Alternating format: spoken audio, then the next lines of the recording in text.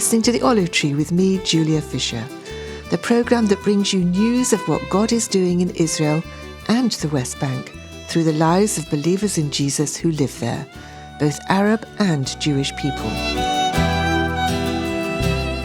Today we continue with the story of Yousef Dakwar, an Arab pastor in Haifa, northern Israel. After starting a church in the city approximately 20 years ago, Yousef became aware of the power of social media, and he determined to use it for good, as you will hear. You know, the video ministry and for sure the radio and everything, all the media, I can call it ministry.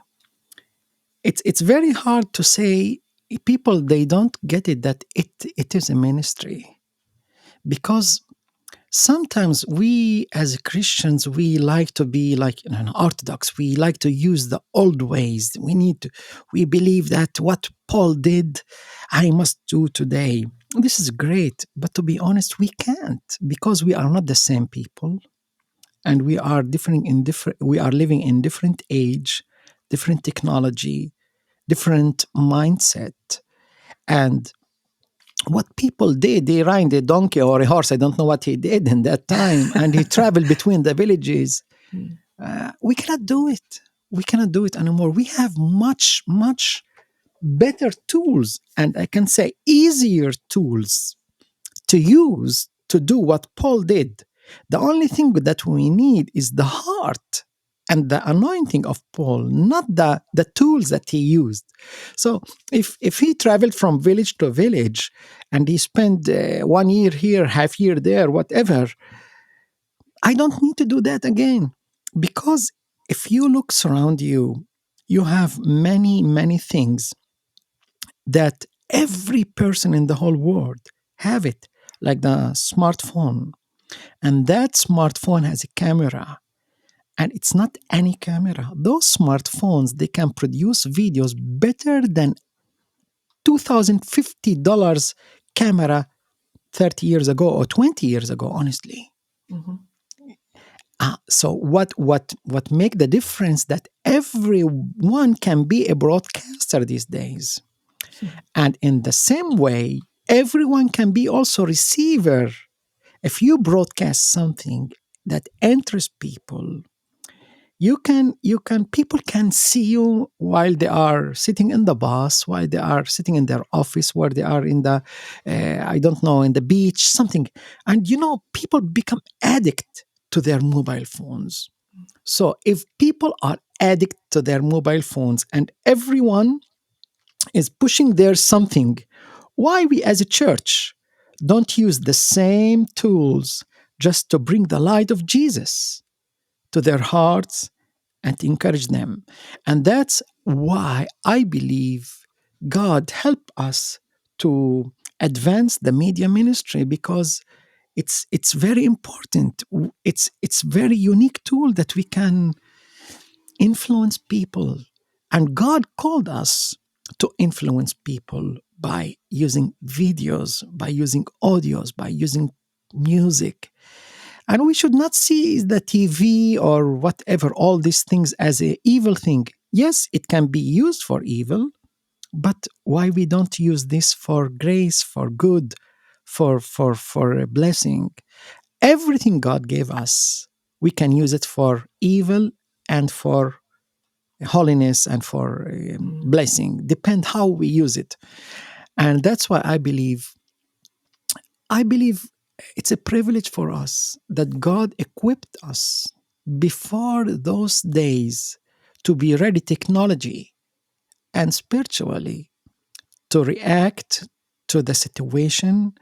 And in the beginning of the COVID, I used to broadcast every day a video, and just make it sure that people don't get tired from it. 5 minutes, 3 minutes, 6 minutes maximum, and just send it to people, and people react to those videos. And I wish that people don't get used to that in the future. They don't want to come to the church anymore. But Yousef, what sort of a message do you put out, and who is listening? Who is watching? Julia, you will not believe. I cannot tell you who are. I know who are, but for me, it was surprise. People that I thought they will never believe or they will never give you half second from their time to listen to those things, suddenly they are reacting and say, why you late? Why you didn't send me this message for today? Did you forget me? Oh my God, those people, they want. And you know why? Because the COVID put the people in a situation that they are hopeless. Mm. And when, that's, I don't know why these things work like that, but when there is a war, you see more salvation than before. People, when they are comfort, they are staying in their comfort zone and they have everything, we forget God. It's not just people, it's all of us, include, as a Christians, include us. But when there is some tension, some fear, some, like, suffer, people start to think about eternity more. They start to think about the future. And when they discover that it's hopeless, like you ask me, when do you think this will be ended? I don't know, and no one knows. That's why we need to trust something bigger than us, and it's God. That's why I cannot tell you many young people, uh, elderly people, women, men, boys, girls. I cannot, many kinds of people listening to those, and it's not, they are not just from Israel, they are from the whole world actually. Wow. And that's grace.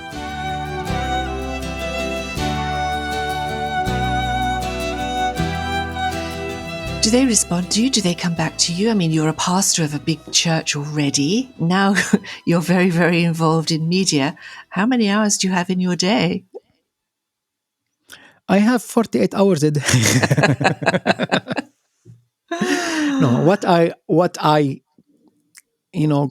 committed myself to do, coming 8 o'clock in the morning to the studio until 1 o'clock.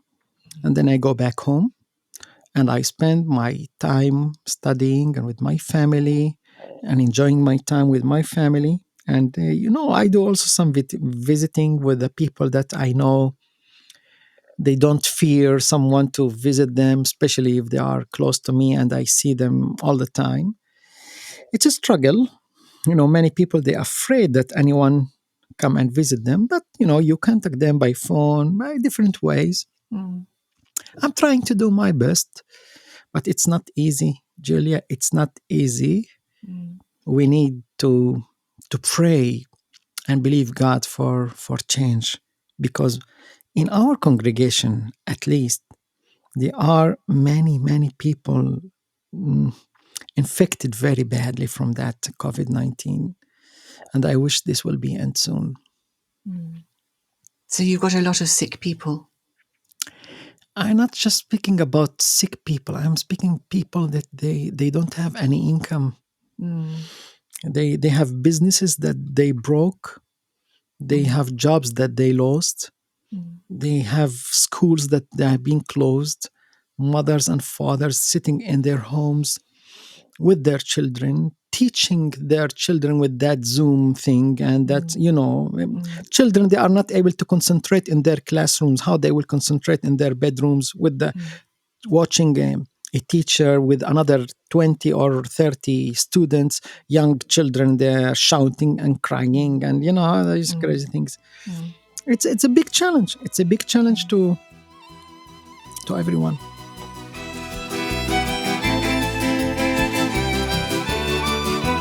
So being a pastor is not an easy job, Yousef, is it? But you seem to thrive on it. You really feel that God has called you for this time, don't you? I don't know why he called me. I am not until this day. I'm asking that question. Why you called me? Anytime I trying just to quit, to rest a little bit, I remember that he called me. He called me. And I'm not doing that because I want to please him, because I feel, sometimes I get tired. I want to rest a little bit. I say, okay, for 2 weeks, I will do nothing. And then after 2 days, I feel, oh my God, I will die if I do nothing. So that's my call. It's my heart. That's something he put it in me. I don't know.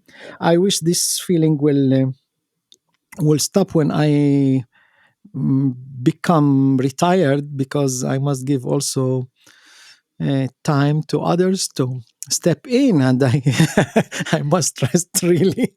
I was For going to, sure. that's my next question, Yousef. Do you have a team around you to share? Because obviously you've got a lot of people knocking on your door. You're making programs every day. Have you built a team of people around you? Julia, I am surrounded with faithful people, honestly. Each one in different different skills, in different call, but all of them, God surrounded with beloved and loving people, that they want just to see God glorified. For sure, uh, I, I love those people and I treat them like my family, but without them, nothing will happen here. I am not a Superman, I am not Rambo, and I am not trying to be Rambo. I am just a very simple person that I know that we are living in the last days and we have short time to serve. And that's all. God blessed me with a really talented, loving, anointed people to help me. Because to be honest with you, most of the ministry they are doing, I'm just behind them. That's all. You're a good leader. I wish. You've been listening to Yousef Dakwar, an Arab pastor in Haifa, northern Israel, who, as well as running a church in the city, has discovered that the media can be used to great effect. But there is more to Yousef's story. On the next programme, we'll hear how he became involved in helping refugees fleeing Syria to Europe.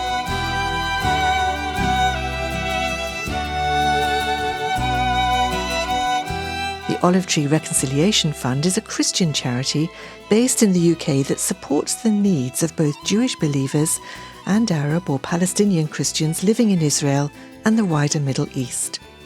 If you'd like to know more about our work and receive our free bi-monthly newsletter, please visit our website, olivetreefund.org. Meanwhile, join me at the same time next week for another story from the Olive Tree. Until then, goodbye.